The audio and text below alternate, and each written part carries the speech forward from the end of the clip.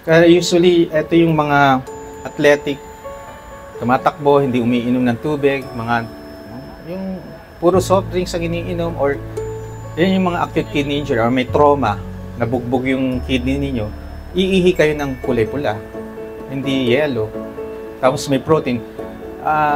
Sa umpisa, pag may protein ng ihi, huwag muna kayo mag-isip ng CKD kung normal ng BUN-CREA.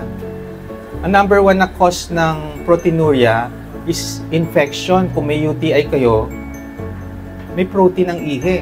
Number 2, pag dehydrated kayo, may protein pa rin ng ihi. If you do strenuous activity, nagkakaroon din ng protein ng ihi. Kaya wag muna kayo mag-iisip ng CKD. So, isipin na lang natin na AKI, acute kidney injury. So, anong gagawin natin? Hydration. Tinama ba yung hydration nyo? You still do your lifestyle na unhealthy lifestyle?